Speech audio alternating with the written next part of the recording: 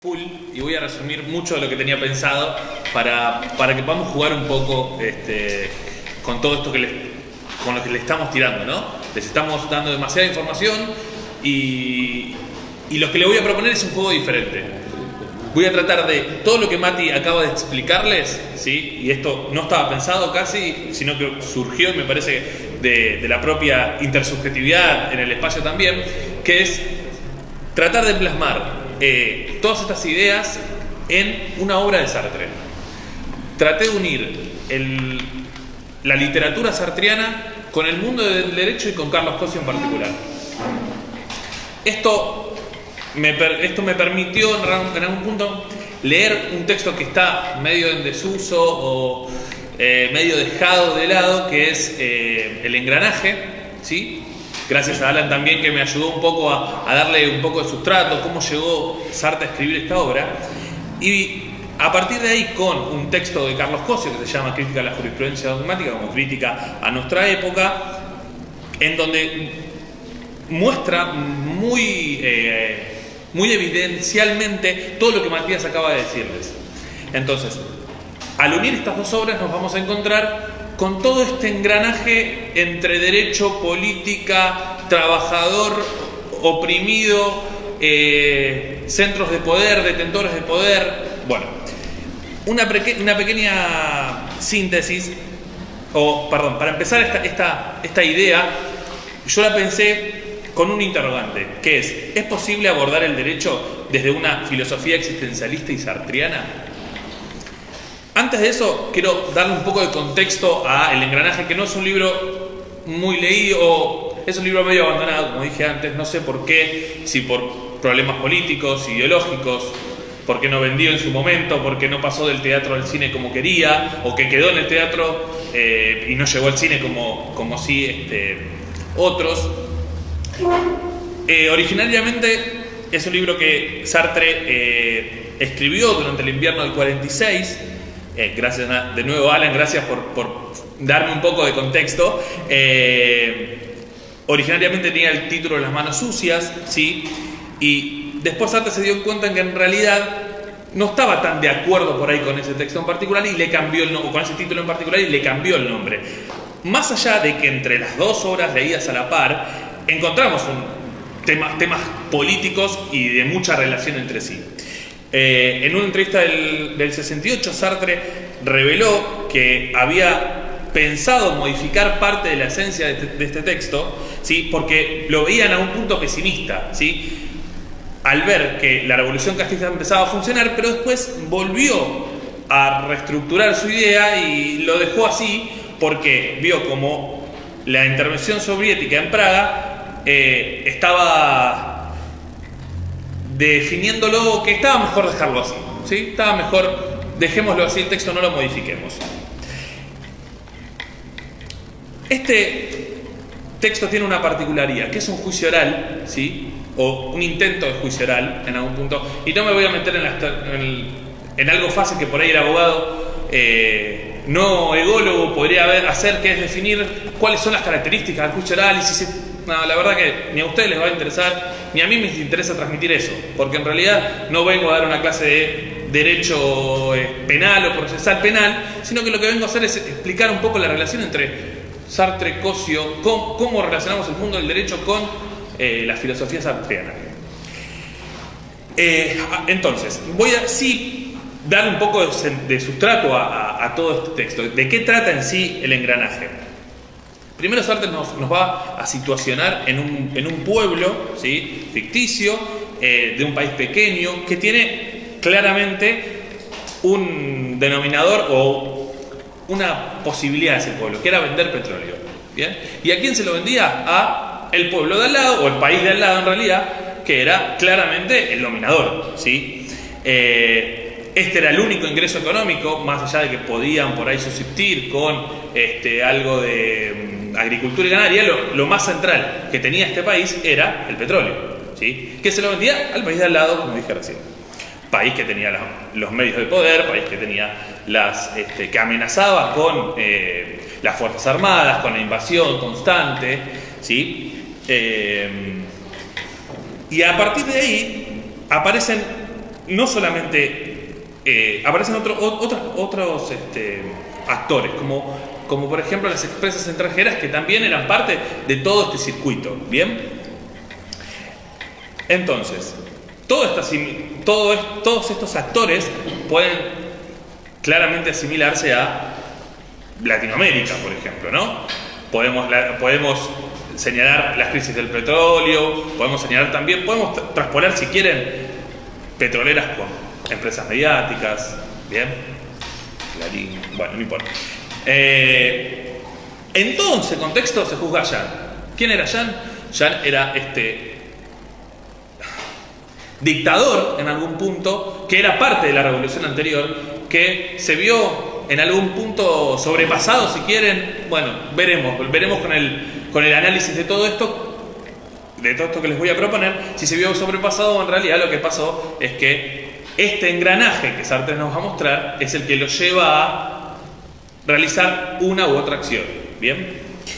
Este líder revolucionario, ¿sí?, derroca al antiguo regente y asume este poder. Eso se da, según Sartre, en casi una década, ¿bien? Pero también nos muestra que tuvo inicios claramente nobles, como por ejemplo nacionalizar, una parte del discurso era nacionalizar las empresas de petróleo, mejorar las condiciones de vida de los obreros, dar libertad de prensa.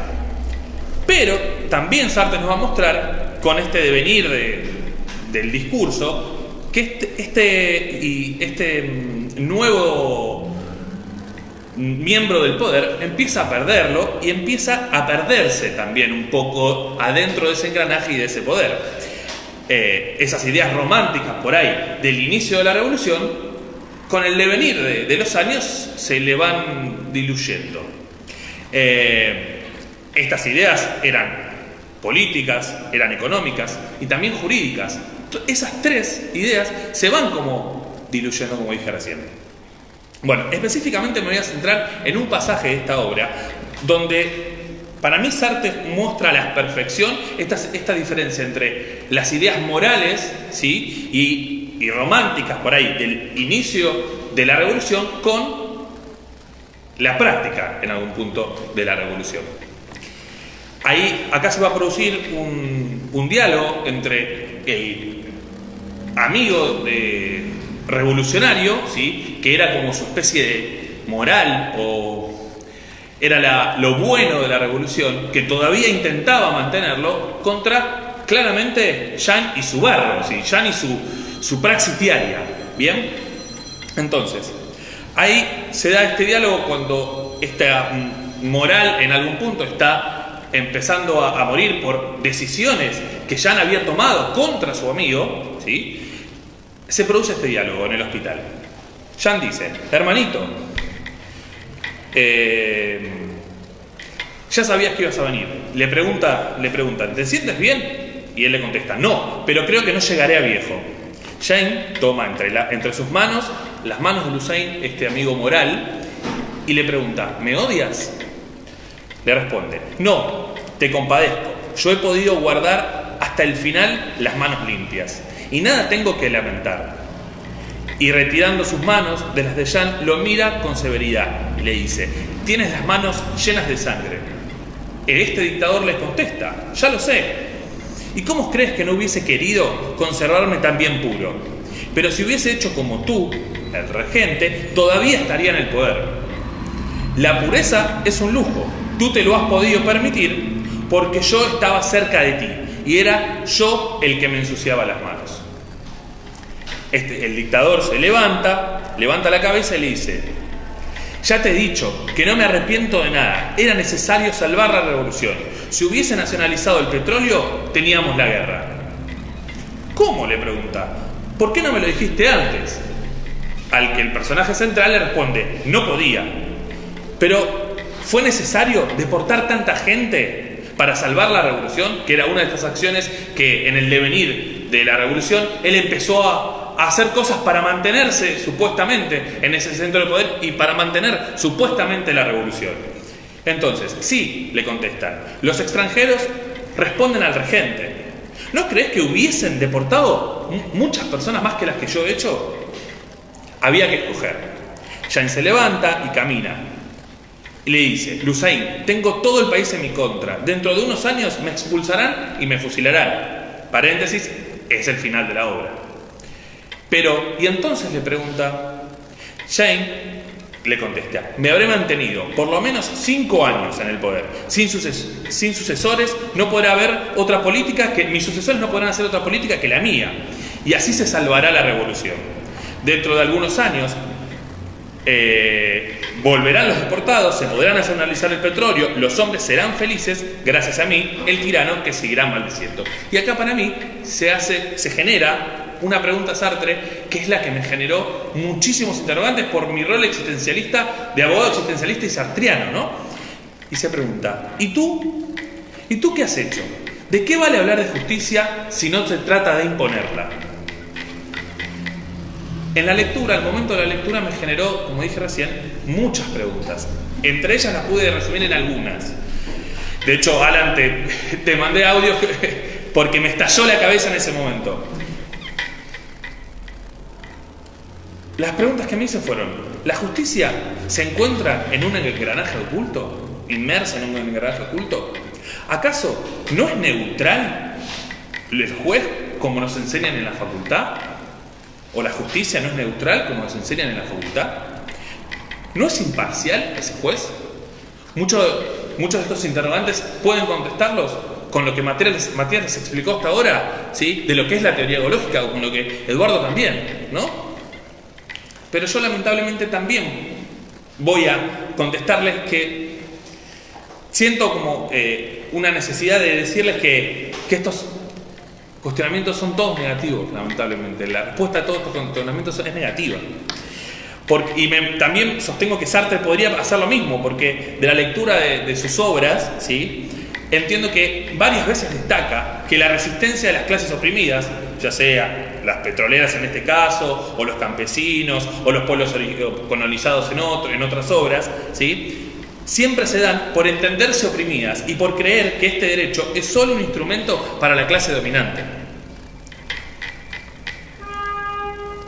Más allá de lo pesimista que pueden resultar todas estas ideas hasta el momento, o todo lo que les quiero transmitir hasta el momento, sí existe una filosofía del derecho o una praxis del derecho diferente, que es esta teoría ecológica, ¿sí? Una teoría ecológica que ontológicamente está comprometida, ¿sí?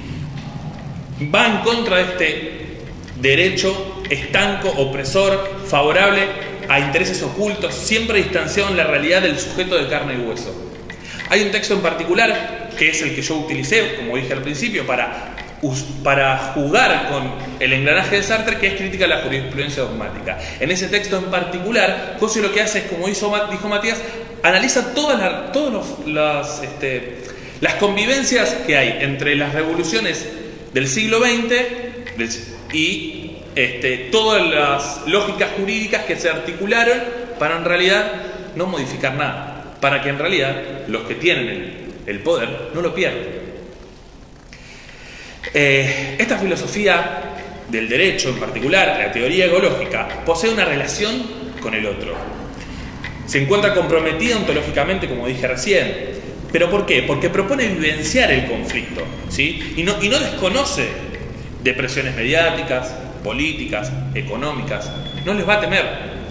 Les va a decir: señores, ustedes jueces claramente leen los diarios, claramente tienen miedo a la hora de resolver de lo que pueda decir Clarín, La Nación, página, el que quieran, ¿sí? Eso pasa.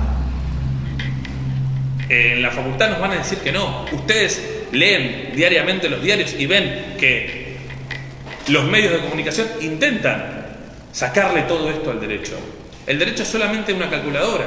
Hay un montón de juristas y hay un montón de notas en los diarios sobre: en China crean, por ejemplo, máquinas para, esto lo leí en particular, para solucionar problemas jurídicos. Es decir, como si solamente el problema jurídico sería una cuenta matemática, un 2 más 2.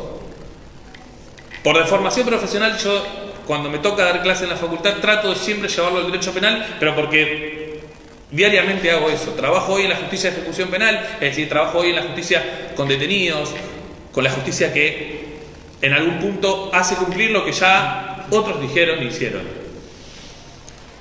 Y es en ese lugar donde veo todas las situaciones que nadie tuvo en cuenta a la hora de condenar a una persona. Muchas veces no sabe el juez que la condena quién es esa persona. Como tampoco sabe de la víctima, ¿no? Obviamente. Pero porque también tampoco le interesa a la víctima. Ni le interesa al imputado ni le interesa a la víctima. Lo único que le interesa a muchos es cobrar un sueldo. Pero en algún punto también, más allá de la responsabilidad que ellos tienen por el rol, viene por la casa de estudio donde estudiaron, es decir, para la redundancia, por el lugar donde estudiaron, por cómo se lo enseñaron, ¿sí? Y por, en realidad, ¿qué quiere el poder? ¿Sí? ¿Cómo quiere que sean esos profesionales del derecho el poder de turno? Bueno, esta filosofía del derecho, la egología, tiene como base una filosofía activa, ¿sí? Y parafraseando a Sartre en el existencialismo y el humanismo, logra empoderar al operador jurídico, ya sea abogado, juez, fiscal, defensor, para que pueda comprometerse políticamente, ¿sí? Dado que cada elección que haga afectará a los demás hombres. La condena de una persona no afecta solo al condenado, sino que afecta a su familia. Afecta al propio juez, porque elegir entre 5, 10, 15, en realidad lo va a afectar si tiene compromiso del rol, si tiene compromiso con lo que está haciendo. Si no, en realidad, lo único que va a hacer es aplicar una fórmula matemática, que no va a ser matemática, pero va a ser una fórmula lógica en sí, porque va a estar dada por el código, y le va a quitar un término muy importante para nosotros, que es responsabilidad. Eso es lo interesante de esto. Bueno, la egología reconoce similitud existente entre el engranaje, ¿sí?, demostrado por Sante en su obra, y la realidad que todos los días vemos. Por ejemplo, individualiza la existencia de empresas petroleras, y como dije antes, medios de comunicación podría ser, que buscan réditos personales sin tener en cuenta el costo que genera a la población. Individualizar también estados que no son tan independientes como que creen, dirigentes de dudosa moral, y por qué no, un poder judicial de cuestionable independencia, porque cierto es que discursivamente se siente independiente, pero lamentablemente no lo es tanto, o con sus actos no lo demuestra de esa forma. No demuestra la misma independencia que predica con la palabra. Me salió muy evangélico, pero en realidad mucho de eso que quiere este tipo de derecho termina pareciéndose mucho a los discursos totalizadores de las iglesias, la que quieran. Bueno, pero la teoría lógica de Carlos Cosio no se queda ahí, sino que intervendrá en el conflicto. Esa es una gran diferencia con lo que Mati les mostraba que pasó a lo largo de la historia, ¿sí?, de las revoluciones. La justicia se quedó de este lado, solamente aplicó. Nosotros queremos una justicia que esté de este lado, una justicia que esté en el conflicto, que lo viva, que lo sienta. Así va a poder tomar la mejor decisión, porque los 20 años, 15, 10 que le dé a una persona, lo va a aplicar en función también de esa persona que le va a aplicar y de lo que le pasó a la persona que tiene en contra, porque en realidad, perdón, de nuevo que lo lleva a la deformación profesional, que es el derecho penal, es un conflicto de dos, ¿sí? Yo voy a estar en el medio, pero ese conflicto de dos lo puedo elegir solamente con la norma jurídica, o puedo elegir vivenciándolo, escuchándolo a la víctima. Hay una ley en Argentina que no muchos conocen, que es la ley de la víctima. La verdad que los jueces la aplican muy poco, pero también lo que terminan haciendo es aplicando la ley de la víctima en función de la lógica jurídica, que es la empodero solo a la víctima y dejo de escuchar al imputado. Entonces me vuelvo para un lado. Es decir, lo que terminan muchas veces haciendo los jueces es van para un lado o para el otro. Nunca escuchan la totalidad, nunca hacen la totalidad, nunca se nutren de esa totalidad.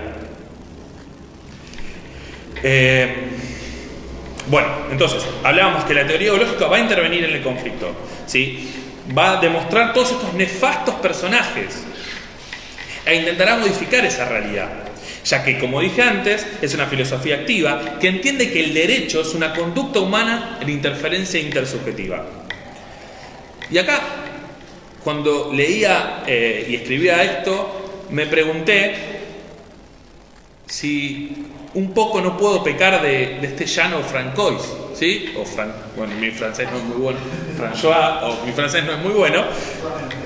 François, gracias. Mi francés no es muy bueno. Si en realidad no puedo pecar un poco de eso, de creérmela, si quieren. Y Cossio me va a ayudar a entender que no. ¿Pero por qué? Porque antes de ser depuesto del mundo académico por el gobierno militar, escribió este texto de crítica a la jurisprudencia dogmática como crítica a nuestra época. Y en ese texto, él, y lo voy a citar, dice o plantea: no basta con la afirmación unilateral del jurista de que él hace teoría y de que su radicación científica está neutralizada respecto a las fuerzas que luchan por el poder social para tener por cierto que esa neutralidad existe. Es decir, no basta con decir yo no tengo nada que ver, a mí nada me influye, solo lo único que hago es aplico y nada más, y me voy a jugar al tenis. Por todos.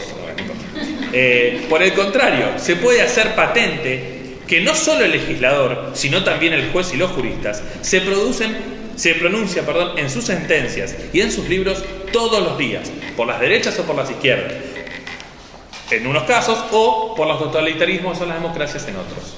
Sí. Cossio reconoce que todos los días, cualquiera sea la decisión que tome el juez, hace algo por un lado o por el otro. El tema es que tiene que ser consciente de que eso sucede, no venderme neutralidad. ¿Escucharon bien? Sí, Cossio sostiene que los jueces no son neutrales, están influenciados por los poderes, muchas veces ocultos y otras veces no tanto, ¿sí? Y no los operadores jurídicos, los operadores del poder de turno no tendrían tanta visibilidad, o los lobistas. Sartre también, me llevo a sostener que Sartre también puede entenderlo, ¿sí? Así al juez, a un político que ponen que eso, y eso queda en evidencia con qué, con François. François claramente está inmerso en él. Él fue el juez, ¿sí? De este juicio en particular, y también fue el presidente, ¿sí? El líder de la revolución. Fue las dos cosas, y en las dos cosas estuvo trazado por el Estado extranjero, por las empresas petroleras. Y el fin de la obra es claramente ese ejemplo. Cuando se toma el whisky con el embajador, cuando se toma el whisky con la petrolera, ¿sí? Claramente es eso. Yo decidí matar al otro, ¿sí? Y me transformé en lo mismo. Esa idea que tenía Jean de en los 5 años la revolución va a poder superarse por más que yo me cargue en mis hombros la responsabilidad de ir contra la revolución, terminó pasando exactamente lo mismo. ¿Por qué? Porque a los dos el engranaje terminó comiéndoselos. Bueno, lo que queremos es que en realidad la justicia sirva para correr un poco, para mostrar, porque todas esas personas que intervinieron, o ese embajador, esas empresas, nunca estuvieron a lo largo de la obra presentes en el juicio, por ejemplo, sino estuvieron siempre ocultos. Hay un primer pasaje de la obra donde se acerca por primera vez, que le dice que sacan a François de ahí y le dicen que ya está el embajador. Lo mismo pasó cuando Jean toma el poder, siempre ocultos. Estos sujetos siempre Sartre los muestra ocultos, pero no los muestra ocultos por una elección particular, sino adrede los muestra ocultos, porque efectivamente es así donde se desarrollan, es ahí donde se desarrollan, en esa oscuridad. Bueno, la teoría holológica en algún punto empieza a correr ese velo que existe y dice, bueno, no, vos existís. Ustedes tienen una participación en el mundo jurídico. Bueno, Cossio desarrolla toda esta idea en varios textos, pero bueno, no lo voy a citar, vamos a hacerlo un poco más dinámico, ¿sí? La idea de esta filosofía es el compromiso. Esa es la idea central, el compromiso. Que no se transforme en un simple rejunte de libros de una biblioteca, ¿sí? Sino que salga a la calle, vivencie el conflicto, se haga cargo del problema para resolver. Así y solo así, y encontrar la mejor forma de resolver. en la calle, en el momento, en la situación en particular. Desde esta perspectiva, los actores del mundo jurídico deberíamos, y yo me incluyo como actor del mundo jurídico, deberíamos comprometernos y hacernos responsables de que, por ejemplo, un ingreso de una persona a una unidad carcelaria, y más en las condiciones que actualmente están las unidades carcelarias, supone un aislamiento, por ejemplo, de la propia personalidad y existencia del ser humano, o de su familia. Todas esas situaciones, a la hora de condenar a alguien, las tengo que tener en cuenta. No puedo sostener que las cárceles son sanas y limpias, como dice nuestra Constitución, ¿sí? Seguimos hablando de la Constitución y verán que por ahí es un ideal irracional la Constitución, ¿no? Porque en realidad no son sanas y limpias.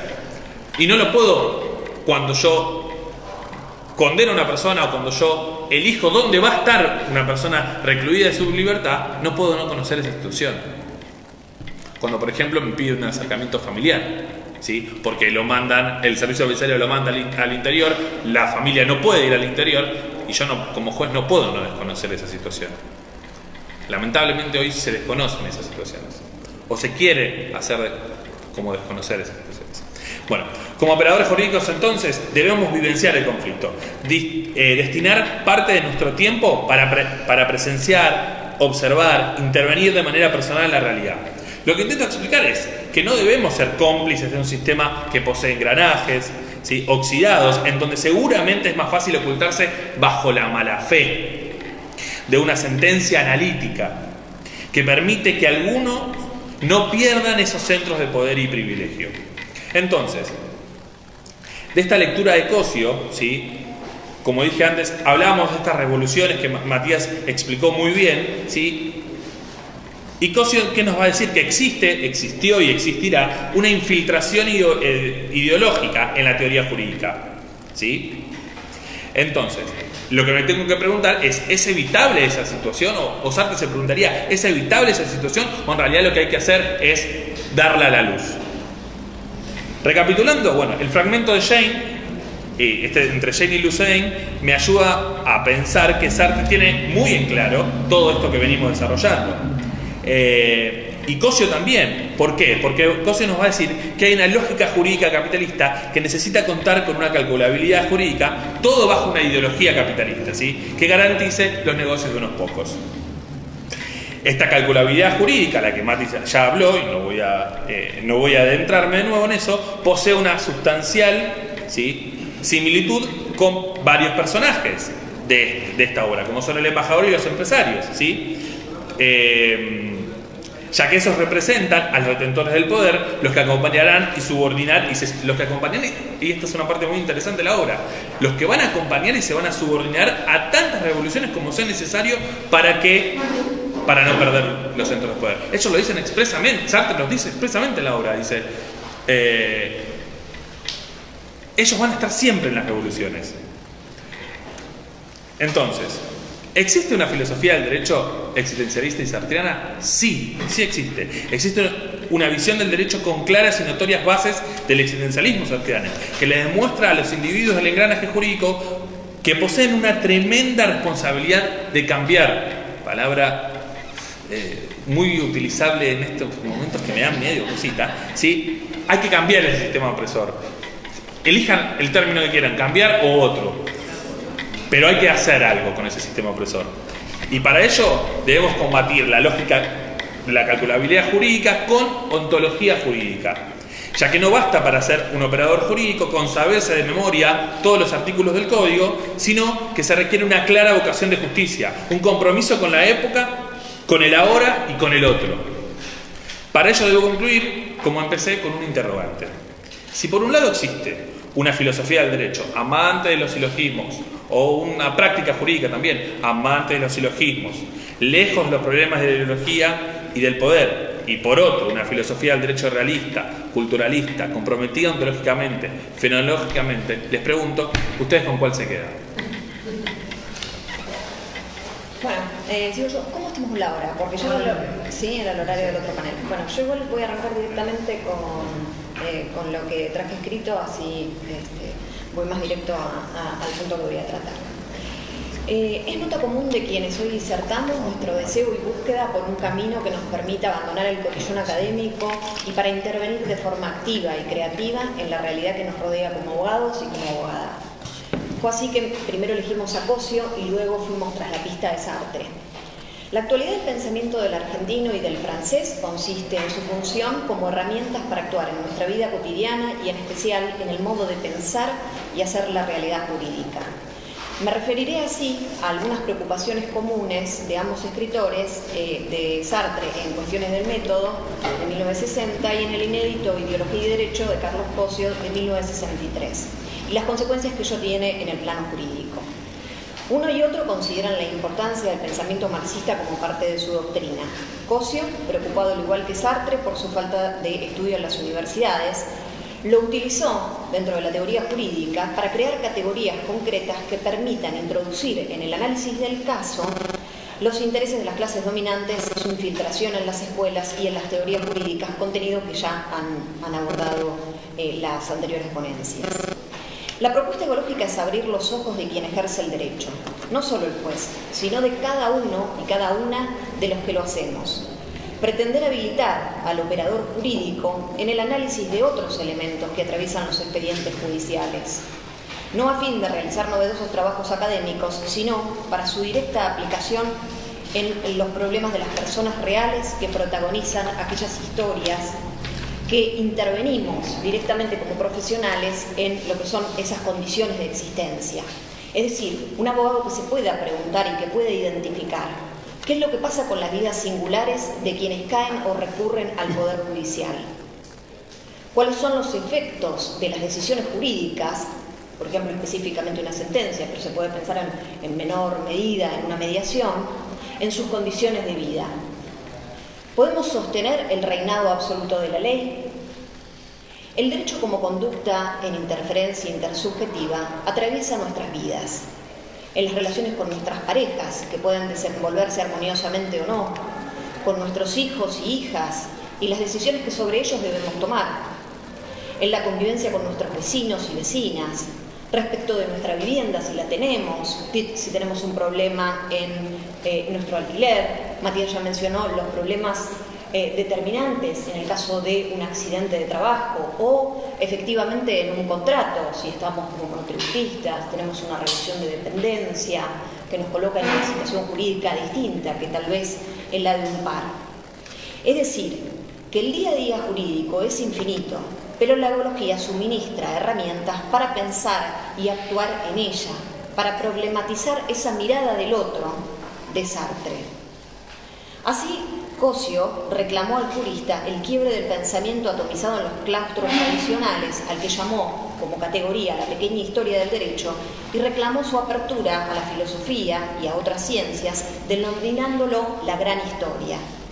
Las teorías jurídicas se limitan a luchas teóricas y toda una sociedad nos está reclamando ya por luchas prácticas.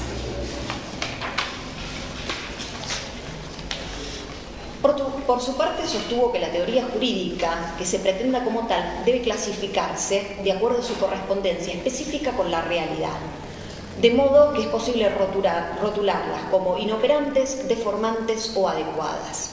O sea, ya no es el prestigio del autor, su nacionalidad o ser citado por la Corte Suprema lo que garantiza el éxito de las mismas.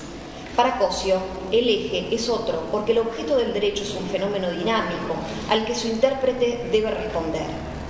Como consecuencia, todos los afamados pensadores jurídicos que protagonizan los congresos y jornadas sobre derecho deberían pasar primero por el filtro de su utilidad en la solución de conflictos concretos, conflictos con nombre y apellido, con angustia situacionada, con proyectos por cumplir.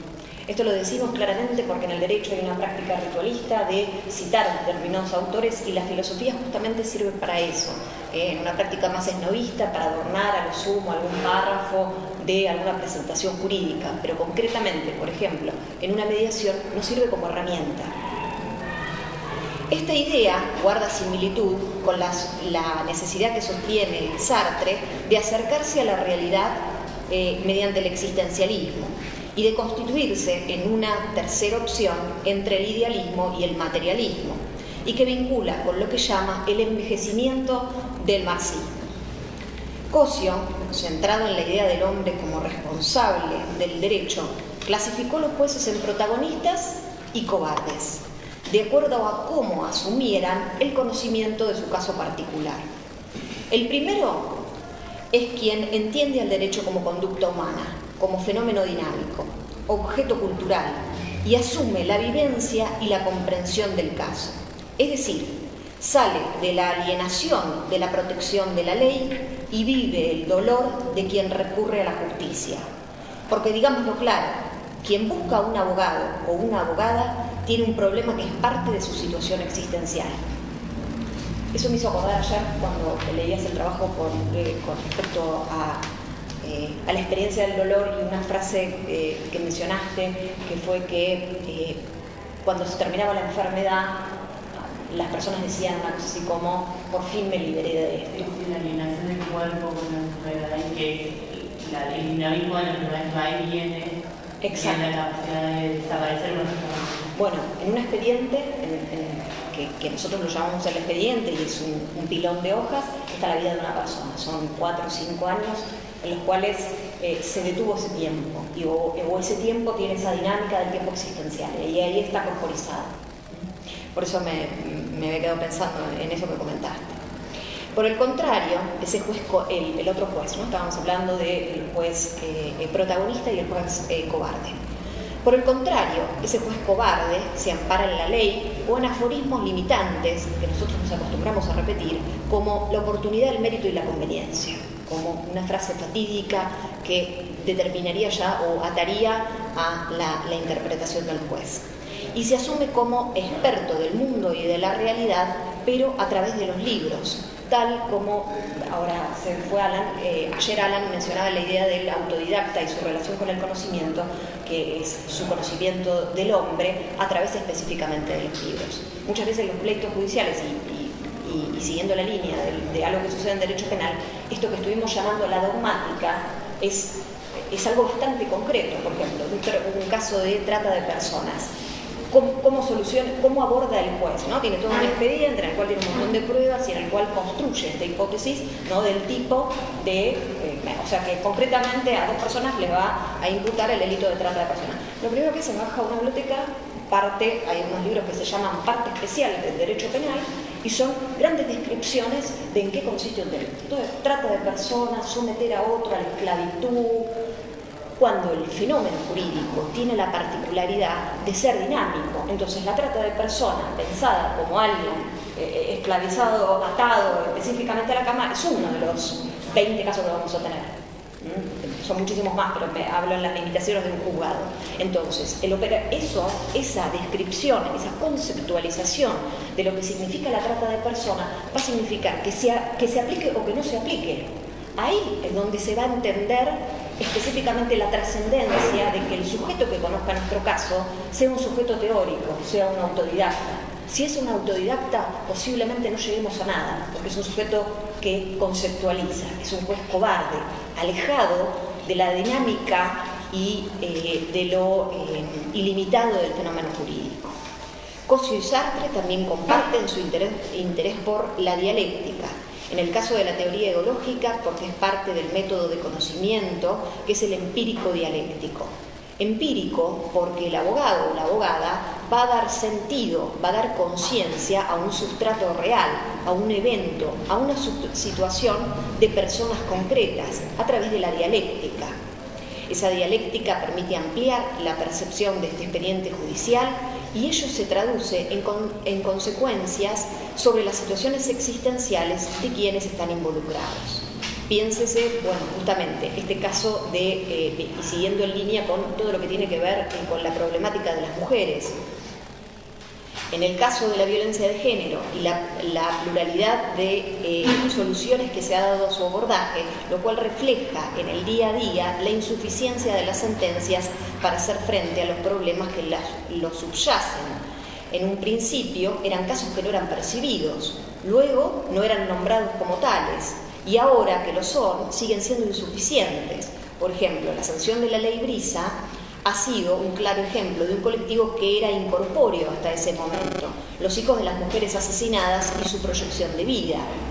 Esta idea tiene el mismo fundamento que destacó Sartre sobre Kierkegaard, sobre la inconmensurabilidad del saber y de la realidad. De modo que la pregunta que en retrospectiva debemos hacernos es por las limitaciones nociológicas de todos los operadores jurídicos que al tratar el caso no pudimos ver a esos otros que también estaban, ¿no? En este caso de la violencia de género, a esos hijos que quedaban sin que nada se resuelva sobre ellos. Por el contrario, el reflejo de los aportes de una sentencia ejemplar, que una sentencia ejemplar puede dar a la sociedad, pueden verse claramente en el fallo Fall, que ahora se menciona tanto hablando del caso de los abortos, ¿no? El fallo Fall fue un caso que la Corte Suprema resuelve, era bastante particular, porque era un aborto de una chica que había sido menor de edad, víctima de violación por parte de la segunda pareja de su madre, con quienes tenía ella hermanitos. El caso sucede en Chubut, realizan varias presentaciones y logran hacerle, recuerden que el aborto terapéutico se supone que o sea, que no estaba penalizado, que se podía hacer en caso de violaciones. El gran problema que tenía en la práctica, que tiene esto, es cómo se materializa la prueba de que es una violación. Entonces ahí había todo un crisol de soluciones. En el caso concreto de Fall, la chica se hace el aborto en Chubut con una asesora y con obviamente el apoyo de su madre, pero la fiscalía apela ese fallo y el fallo llega a la Corte. La Corte en ese momento podría haber hecho cosas que suelen hacer mucho con los abogados y decir, bueno, esto ya es abstracto, no tengo pleito entre las partes, es un hermoso modo de salir y que otro se haga cargo del problema. Y acá donde interviene y se nota el alcance, y que esto no es solamente una fórmula esnovista o cool que podemos llegar a decir de todo lo que un juez puede llegar a hacer. Los jueces lo que hacen en ese mismo momento es abrir el caso y decir, el aborto ya estaba hecho, nadie va a penalizar a una chica. En vez de meterse igual con eso, agarra y dice, tengo que fallar, tengo que decir, más allá del error que genera la propia palabra, pero tengo que decidir porque tengo un montón de mujeres argentinas en esta situación. Y día a día en los hospitales nos encontramos con mujeres que entran en las guardias en este tipo de situaciones. Y específicamente crea lo que se llama que algunos lo dicen, así es el protocolo Fall. Entonces dice, bueno, señores, ¿tienen un problema? Rapidísimo lo soluciono. A ver qué pasa, ¿el problema es el médico? Bueno, a partir de ahora, entonces, todos los hospitales tienen la obligación de tener un médico, cuando entran al hospital, tiene que hacer una declaración jurada y dice, ¿tengo objeción de conciencia por el aborto? ¿Sí o no? Listo. Y el director de ese hospital es responsable de tener siempre de turno un médico que practique ese aborto. Listo. Primer tema solucionado. Segundo tema, ¿cómo hacemos con esto de poder probar, perverso por demás, que se toman su tiempo también para decirlo, de que las mujeres tienen que probar que efectivamente pasó la violación, ¿no? Con los tiempos de la justicia, con los tiempos obviamente y la angustia que esto genera. Dice, vamos a hacerlo clarito. Ahí. Hacen una declaración jurada también. Usted fue víctima de la violación, listo. No es necesario ir a la comisaría, no es necesario iniciar el proceso, nada. Declara. ¿Qué contesta también con esto? Que está contestando otra cosa, como un fantasma que andaba ahí dando vuelta, del padre. Ahí viene el padre, ahí viene el padre. Bueno, listo. Si este aborto no se realizó en esas condiciones y eso, bueno, dejo más o menos todo armado. Y obviamente, ¿qué hacen? Instar al Congreso a resolver específicamente esta situación. O sea que durante un tiempo Fall trató de enfrentar este tipo de situaciones concretas. Acá nos mostró cómo un juez protagonista existe, no es algo que lo podemos adornar, existe, no alteró la seguridad jurídica de nadie, sin embargo trató de responder un llamado, el llamado de justicia. Bien, y para ir cerrando, este tipo de abordajes y esta apertura filosófica responde también a otro postulado que ambos autores comparten, que es la búsqueda de la totalización y el abandono de los límites de la objetivación. La objetivación en derecho era esto que yo decía de los libros y de pensar todo a través de estos conceptos cerrados. El fenómeno del caso, la vida de cada uno y cada una de esos sujetos, no puede reducirse a un concepto legal. Vivienda, la integridad, la libertad, etc., sino que debe ser vivida por una conciencia. ¿Qué y cómo es el acceso a la vivienda? ¿Qué es la integridad en la realidad de un caso? A fin de descubrir algún aspecto más de la infinidad que abarca la situación de cada uno. Entonces, para cerrar, quiero utilizar una frase de Cosio respecto a cómo debe ser el juez. Un buen juez debe tener vocación por la justicia, es decir, no será suficiente con su erudición técnica y su honestidad personal, sino que dependerá de su habilidad para realizar un descubrimiento situacional. Bueno, esto fue todo. Gracias.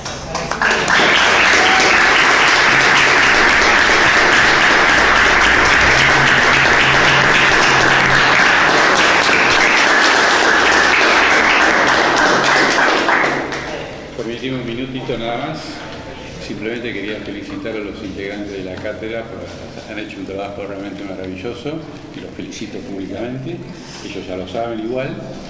No sé si hemos aportado algo al conocimiento sartreano, pero sí es cierto que Loli lo ha dicho recién, tal vez el autodidacta es un juez espectador.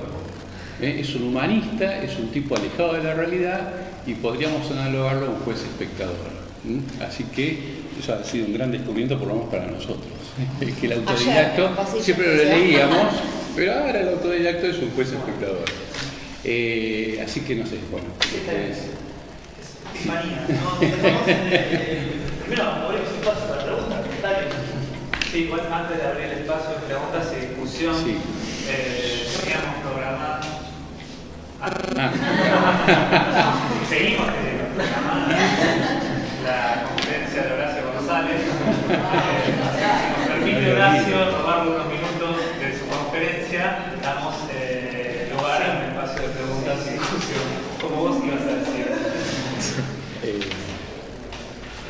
Bueno. Sí, sí. Sí, bueno, vos primero. Gracias, me gustó mucho el trabajo de los cuatro.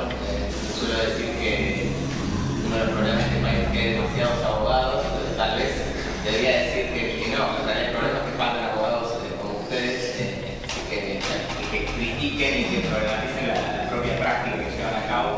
Así que bueno, me gustó mucho lo que hicieron y me quedó picando una cosa que mencionaron. Creo que todos mencionaron esta definición de Cosio, según entiendo, de conducta interferencia intersubjetiva. Y bueno, me llamó mucho la atención esta palabra interferencia, que se usa poco en filosofía, que yo ahora estoy empezando a trabajar por otros motivos. Y nada, me preguntaba si Cosio desarrolla este concepto de interferencia, ¿a qué se refiere? Si se refiere solamente a la cuestión de conflicto entre personas, entre sujetos, o si tiene un significado más rico, más problemático. Yo pienso, ¿no? El concepto de interferencia me parece que proviene de la física, ¿no? La física ondulatoria, son ondas que interfieren entre sí, magnéticas, eléctricas.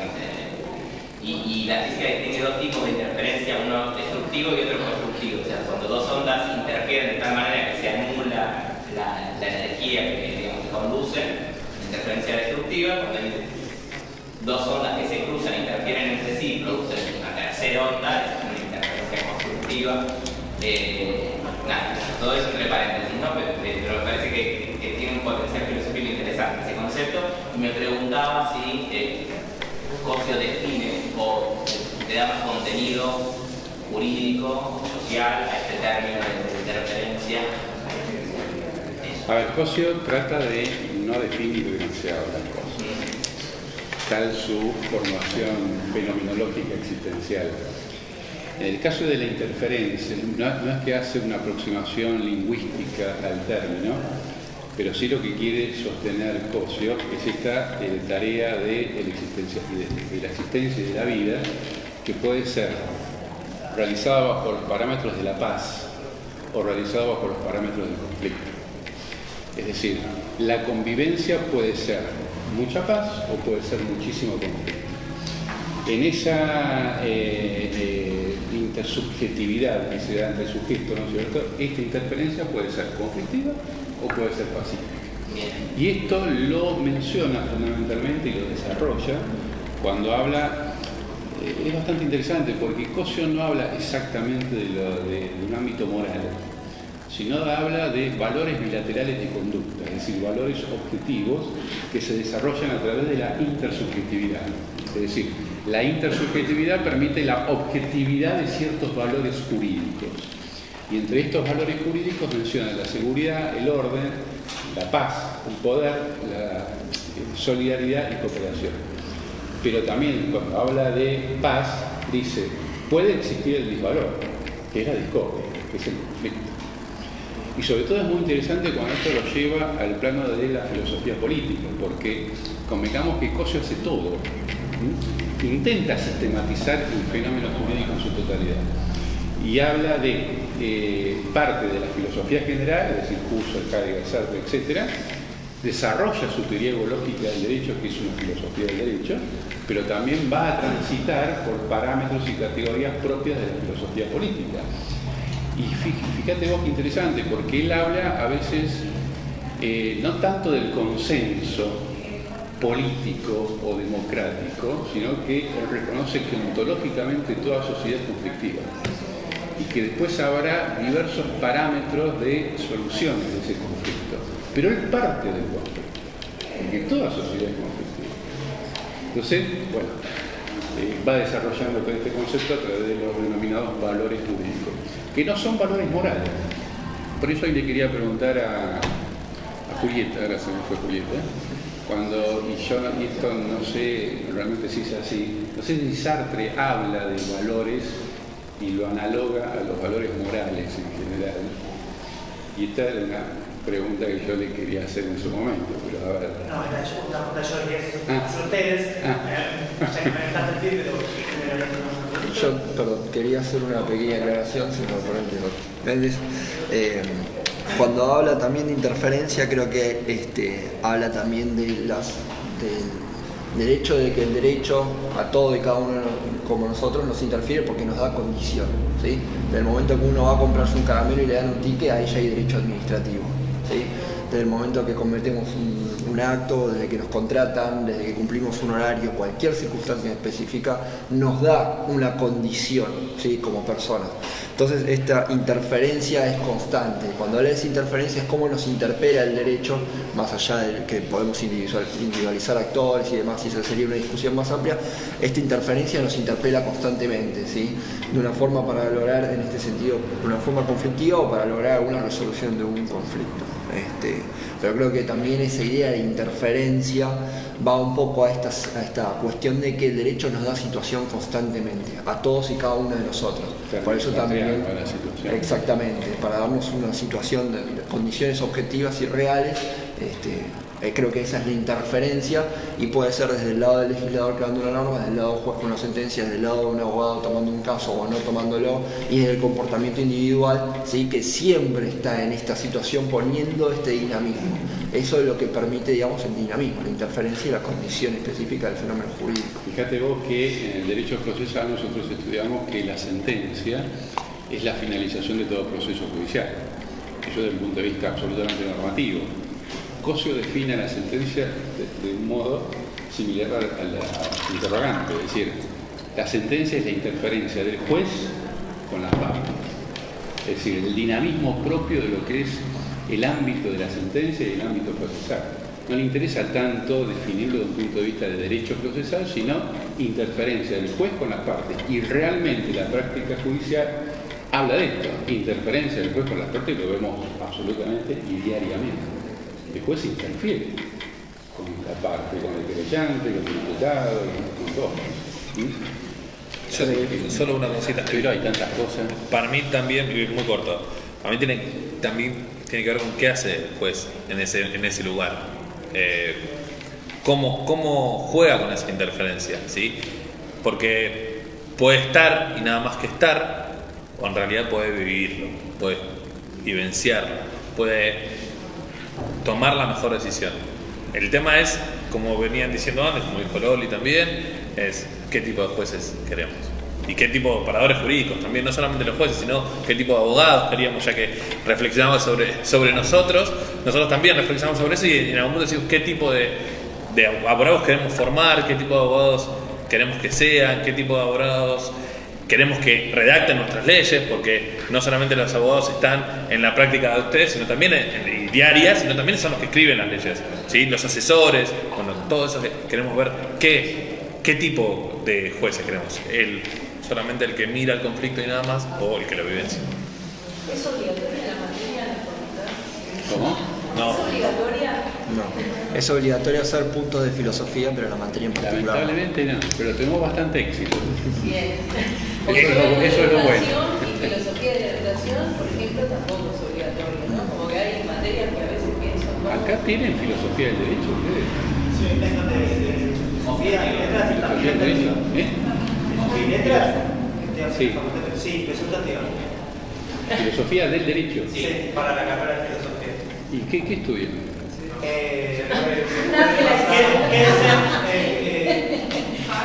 Kelsen. Hart, Gorkin. Ah, qué lindo. Sí, los clásicos. Obviamente, sí, los contemporáneos, claro. Y Habermas. Sí, es optativa, pero ¿se elige en general o? Es parte de la presentación, o sea, es parte de una filosofía práctica y. En un punto. Sí, porque es bastante popular.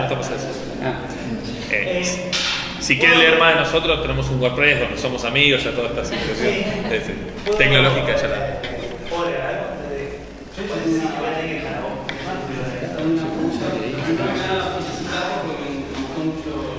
La exposición que me preguntaba más del lado jurídico, que es más lo mío, no sé mucho de filosofía.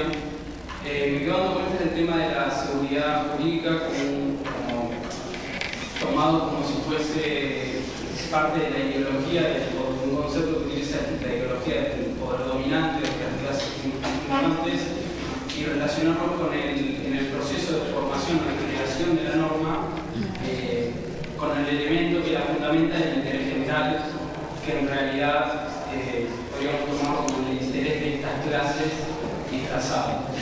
Si se podría hacer, digamos, compararlo con la seguridad jurídica de esa forma. Sí, yo, claro.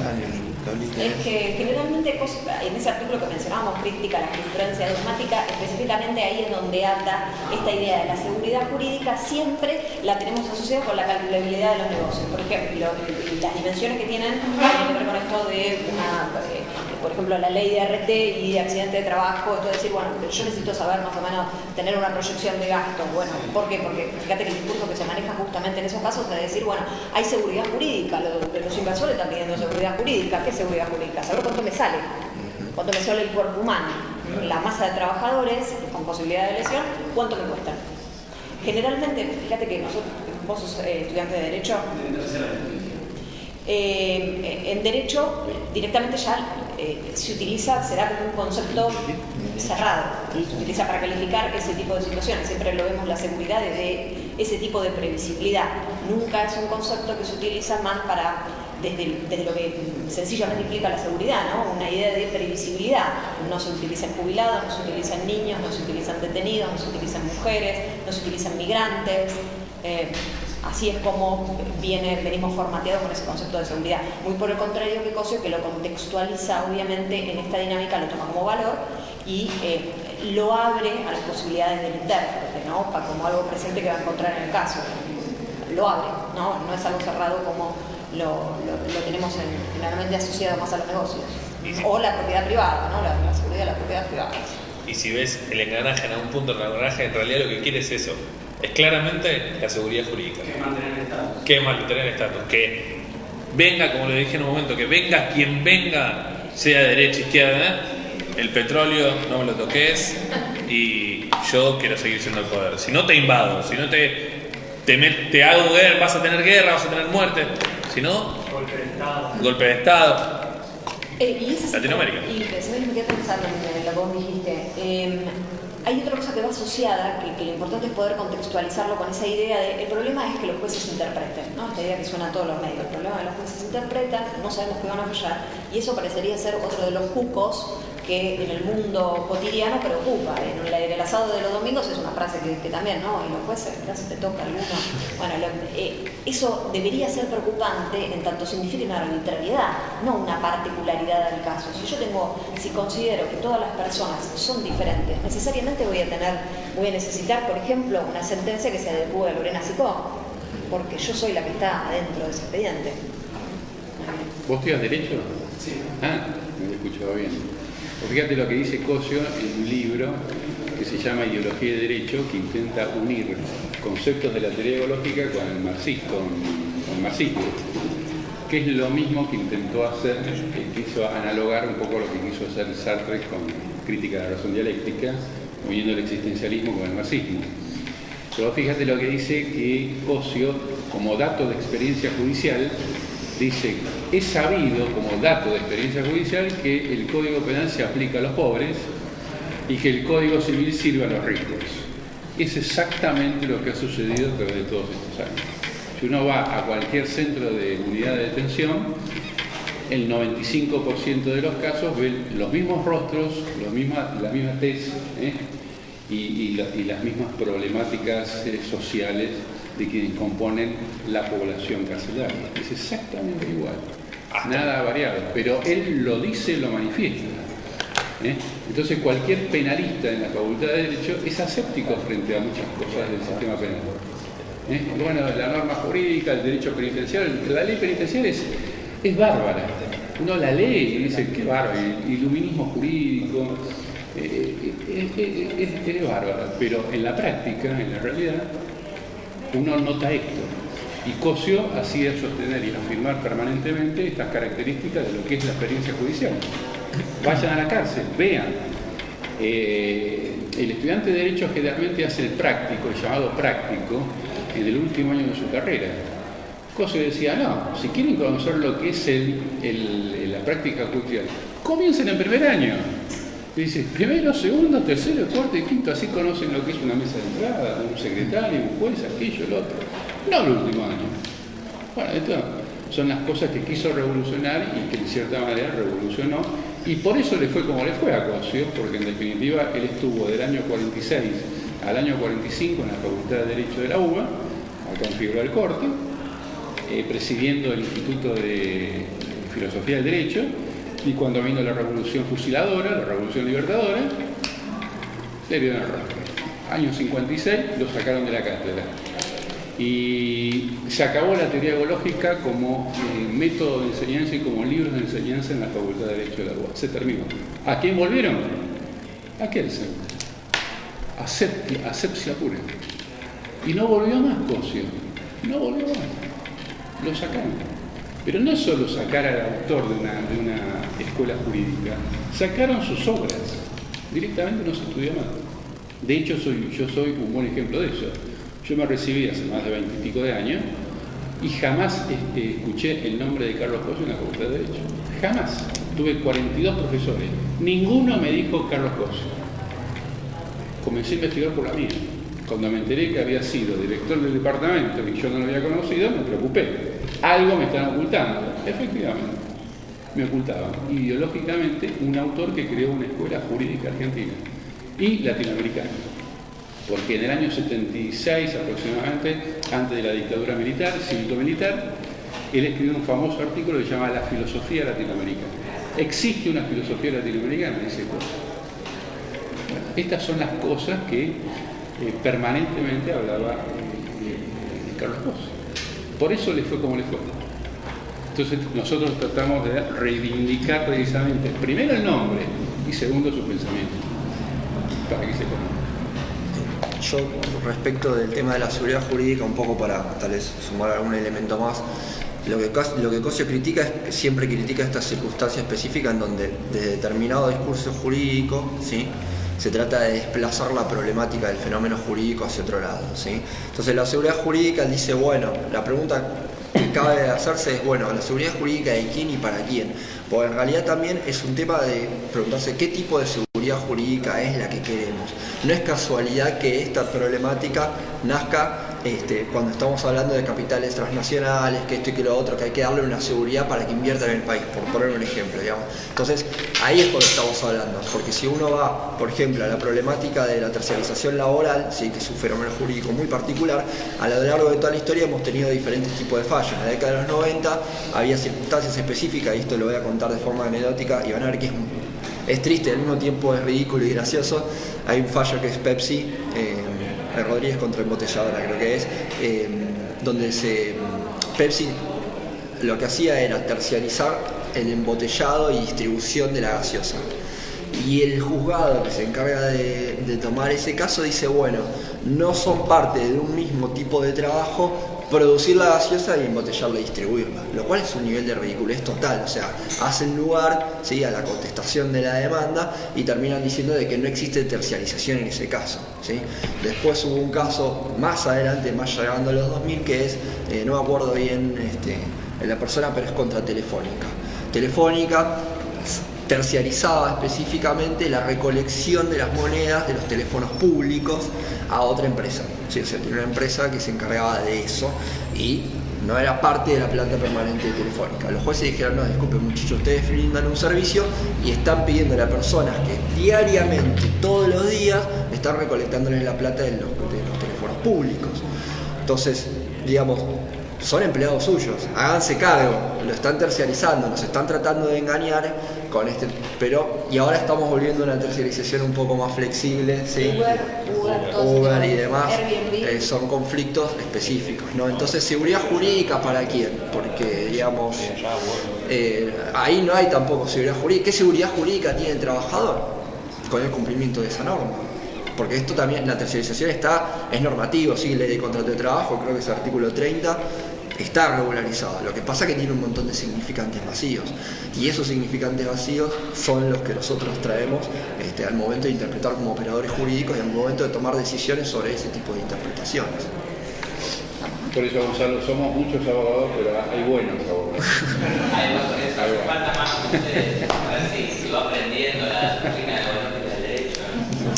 No, pero no por nada, digamos, ahora con el clima de época, para obtener seguridad se quiere cambiar la ley del trabajador. Seguridad para quien es bueno. Sí. Bueno, no quiero entrar en polémicas muy políticas y partidarias, pero con el tema de los accidentes de trabajo, siempre se iba por la parte del derecho laboral y estaba tarifada, ¿sí? Cuando algunos abogados intentan romper con esa lógica, acuden al derecho civil, ¿sí? Y bueno, y al final en algunas causas se termina abriendo un poco el panorama y los trabajadores terminan obteniendo indemnizaciones un poco más, bueno, es una palabra poco técnica, pero jugosas, que las indemnizaciones que se ofrecían en los fueros laborales. Dada esta circunstancia, sacan una especie de ley, creo que era, donde el trabajador, si elegía el fuero laboral, renunciaba a la demanda civil, si elegía la demanda civil, renunciaba al fuero laboral. Pero ¿cuál era la problemática de esto? Vos en el fuero laboral por lo menos tenías algo concreto. O sea, perdiste un brazo y no vas a recuperar, aunque no se recupera con plata un brazo, pero digo, no vas a tener una indemnización tal vez más justa o más acorde a lo que te sucedió, pero vas a tener un dinero igual. Entonces, si vas a lo civil y perdías la demanda, perdiste el brazo y la plata, todo. Entonces era como que ponía en cabeza de este sujeto una problemática de que, bueno, tengo que elegir entre lo tarifado de perder un brazo y lo que realmente podría llegar a conseguir por haber perdido ese brazo. Pero en esa elección terminaba perdiendo algo, o perdía la plata segura, ¿sí? Y me arriesgaba a ganar más plata, por así decirlo, o bueno, no me jugaba lo que sí consideraba que era justo, que ganar un poco más dinero que lo que la ley prevé, y me voy por lo que es seguro. En ese sentido, digamos. No, pero fue una estrategia que les funcionó muy bien para filtrar todo eso, porque los abogados que sean laborales no hacían civil, y era otro fuero, ahí requerías un beneficio de litigar sin gasto, por ejemplo, para meterte en el civil, es un chino con tu trabajador. Claro. En cambio, el otro tenía todo aceitado, además eran jueces especialistas de la materia, ¿no? en el trabajo. Al sacarlos al civil era otra cosa, trabajo con otras reglas. Obviamente en el día a día jurídico son 2 o 3 que meten por civil. La mayoría sigue yendo por el laboral y se queda con el tarifado. Y eso fue el gobierno anterior. No es casualidad tampoco. Sí, no es casualidad que este gobierno perverso, lo sigo definiendo de esa manera permanentemente en mis clases, ataque a los abogados laboralistas como mafia laboral. No es casualidad, obviamente. Quiere imponer absolutamente un proyecto definido. Más allá de las críticas, digamos, que se le pueda hacer a determinadas cuestiones, obviamente. Lo último, tampoco es casualidad, y para ponerle un poco de datos a lo que dijo Edu hace un ratito, ¿cuántos son los privados de la libertad